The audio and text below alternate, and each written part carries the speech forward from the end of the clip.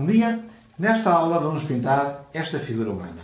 Com este tema, eu consigo abordar todos os aspectos que foram tratados durante as aulas anteriores do curso. Desde os tons, a forma, o volume, as cores, tudo. Não percas!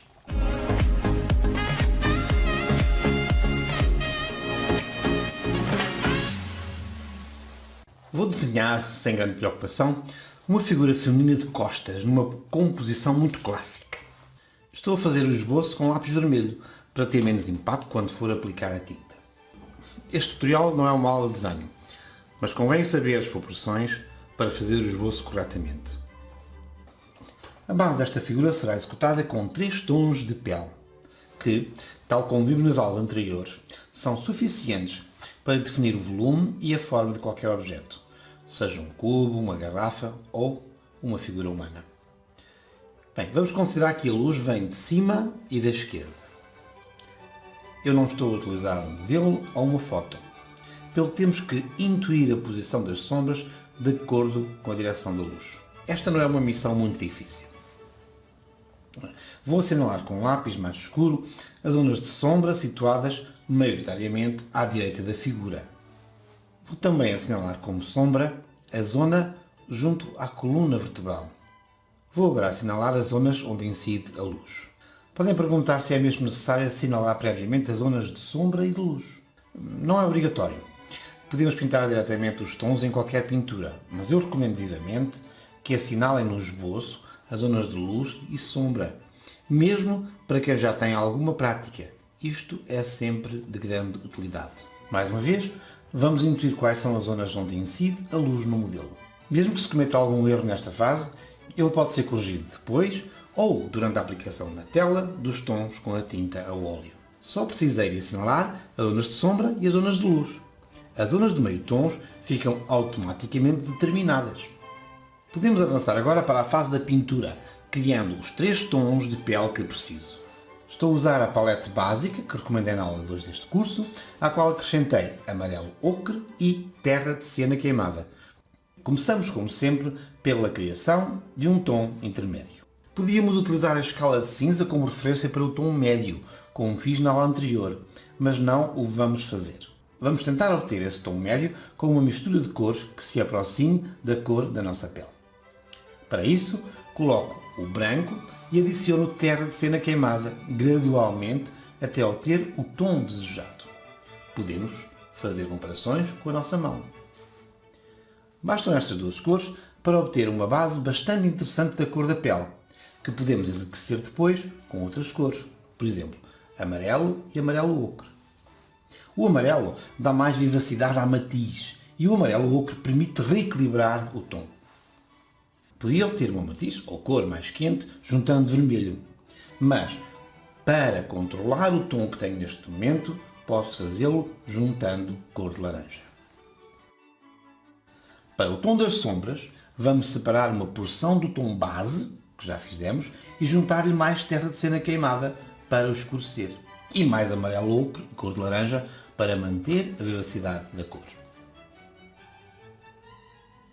Deixo-vos uma nota muitíssimo importante antes de vos mostrar como construir o tom das luzes. Eu quero dar a esta pintura a ideia de suavidade e leveza. Para isso, vou assumir que a figura está enquadrada num ambiente bastante luminoso. Ora, como se recordam, se viram a aula 8, num ambiente de luz, as transições de tons são mais suaves do que num ambiente sombrio. Por isso, os 3 tons que estou a preparar são mais próximos entre si do que se estivesse a pintar uma figura num ambiente sombrio. Quando estiverem a criar os tons das vossas pinturas, pensem sempre sobre qual é a ideia base que querem transmitir.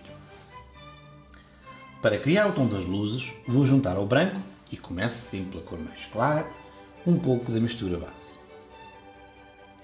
Vou colocar também amarelo para lhe dar mais vivacidade. A adição de branco diminui muito a saturação da cor. Ao colocar o amarelo, reduz um pouco esse efeito de pastel. Podemos optar por colocar mais ou menos amarelo na mistura. A decisão é a vossa. Comparem com os outros 2 tons e escolham o que mais vos agrada. Vamos então pintar a nossa figura com os tons que criei. Como estou a pintar sobre um fundo branco, é preferível começar pelo tom das sombras. Assim, obtemos desde logo uma melhor percepção do volume da figura. Só começamos pelo tom das luzes se tivermos pintado previamente um fundo bastante escuro. Caso contrário, é aconselhável começar pelo tom das sombras, seja numa figura, seja em qualquer outro tema. Estou a aplicar o tom mais escuro sobre as zonas que marquei previamente a lápis. Notem que, mesmo quando comparado com o branco da tela, este tom de sombra não se revela muito escuro. Vou pintar de seguida os tons intermédios. Poderia pintar agora os tons de luzes nas zonas assinaladas, mas, se fizesse isso, o espaço do tom intermédio, que continuaria com o branco da tela, seria mais luminoso que o tom das luzes que iria aplicar, transmitindo uma percepção errada sobre os volumes da figura, e isso poderia levar-nos a tomar más decisões. Poderemos aplicar o tom de luzes depois das sombras, quando, por exemplo, tivermos a pintar sobre um fundo de tom médio, aplicado previamente sobre toda a tela. A lógica na ordem da aplicação dos tons tem a ver com a informação que transmite ao pintor para o ajudar a tomar decisões corretas nas fases iniciais da pintura. Vejam que, ao aplicar neste caso o tom médio logo depois do tom das sombras, as três zonas de intensidade da luz fazem sentido, facilitando a nossa avaliação desde já. Depois, posso então aplicar o tom mais claro com mais confiança. Ao pintar o tom das luzes, posso até fazer alguns ajustes, com branco, por exemplo, porque a figura está, ou deve estar, equilibrada quando aplico este terceiro tom. Não nos devemos entusiasmar e avançar já com detalhes na figura. Temos que avançar com a obra ao mesmo tempo para conseguir avaliar o conjunto e tomar as decisões corretas.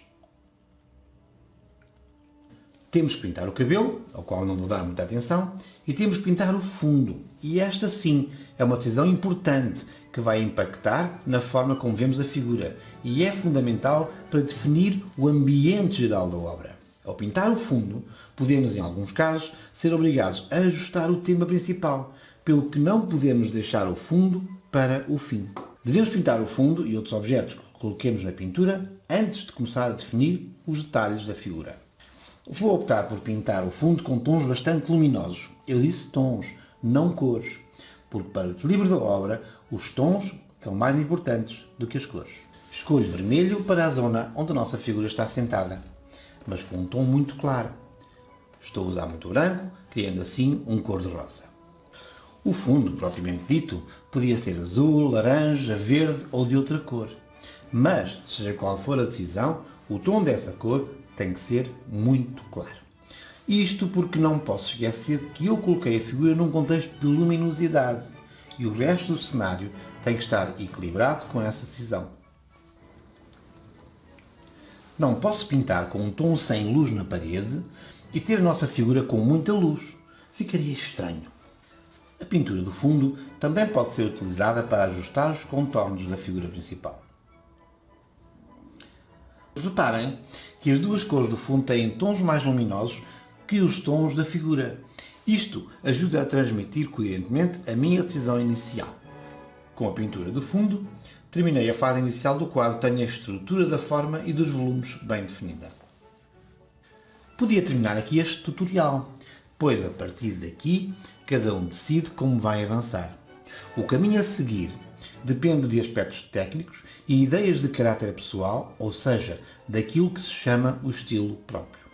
O estilo próprio adquire-se com prática e depende da sensibilidade com que cada um de nós utiliza os materiais, as técnicas e como foi resolvendo os problemas com que se deparou nas suas pinturas. Neste curso, procuro indicar o caminho, mostrar as bases para poderem experimentar, lançar dúvidas para poderem responder e avançar no sentido de irem encontrando o vosso estilo. No entanto, vou continuar mais um pouco a pintura desta figura para vos mostrar como se enriquece a matiz da pele. Não quero dizer que façam tal e qual, mas podem ver aqui uma técnica utilizada em muitos casos para obter um tom de pele mais natural. Vou colocar a paleta das cores aqui ao lado para acompanharem melhor este processo. Eu altero os meus tons ou cores base, criando outros tons intermédios e outras matizes, por exemplo, com mais vermelho e branco. Verifiquei que a pele da figura pode ser mais cor-de-rosa, mais suave do que ficou depois de aplicar os 3 tons iniciais. Seguindo essa linha, vou aplicando mais vermelho ou cor-de-rosa sobre os tons base. Aqui já não tenho que seguir uma ordem de aplicação.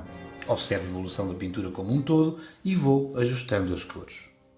Posso misturar as cores na palete, mas também as posso misturar na própria tela. Vejam como a palete vai tendo cada vez mais tons de pele, mais ricos, tanto em termos de profundidade de tons como em diversidade de matizes. Assim, eu posso escolher na palete o tom que considero adequado para uma determinada zona de pintura. Aplico essas cores, mantendo sempre o equilíbrio que criei com os tons iniciais. Ao mesmo tempo que ajusto as cores, posso também ajustar alguns contornos. Se estivéssemos a trabalhar com o modelo real ou em foto, seria a altura de olhar para o modelo e verificar quais os aspectos que queria realçar. Não estou a falar de copiar o modelo. Vejam a aula número 7, em que pintámos uma flor, e verifiquem que a observação não serve para fazer uma cópia, serve para avaliar e decidir. Para fazer a ligação dos tons, podem optar por suavizar os tons na tela fazendo um degradê com um pincel limpo, ou podem criar um novo tom intermédio na palete e unir os tons na tela aplicando uma pincelada entre os limites desses tons. Podem gastar o tempo que quiserem para esta fase. Podem fazê-la mais rapidamente, com transições de cores mais rústicas, ou demorar mais para criar superfícies mais contínuas, quase realistas. Podemos dar mais tempo para os pormenores de cabelo ou dar-lhe apenas a indicação intuitiva dos volumes. Temos que voltar ao cenário de fundo e decidir que tipo de tratamento vamos fazer. O fundamental é que consiga o equilíbrio, ou seja, não devemos detalhar muito o fundo, por exemplo, e deixar o tema com pinceladas mais livres, a não ser que isso seja intencionalmente criado pelo pintor para transmitir uma determinada mensagem ou impressão. Em arte, tudo é possível, desde que seja pensado. Por exemplo, neste caso, decidi aplicar uma nova camada mais consistente e homogénea no fundo verde para o equilibrar com a figura principal. Vou completar o fundo onde a figura está sentada, colocando um verde ligeiramente mais azulado. Isto fará com que o espectador, que está a ver a obra, tenha a percepção que a figura está mais próxima de si. Termino aqui. Podia continuar mais um pouco, ou podia ter terminado antes. Podia ter seguido por outro caminho, mais modernista ou mais realista. São muitas as opções que cada artista tem à sua disposição para criar uma obra verdadeiramente única.